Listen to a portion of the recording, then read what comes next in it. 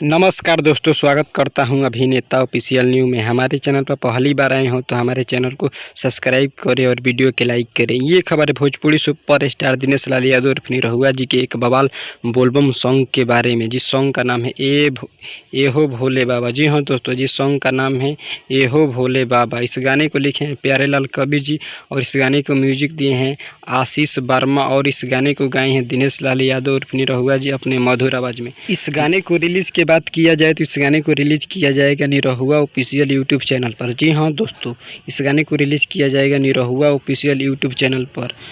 अभी तक तो कोई कन्फर्म रिलीज डेट नहीं आया है कि इस गाने को कब तक आप लोग के बीच रिलीज़ किया जाएगा। जैसा ही कोई भी कन्फर्म रिलीज डेट आता है तो अलग से वीडियो बनाकर आप लोगों को बता दूंगा।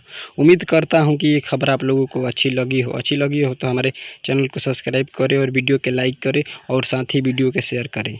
जय हिंद।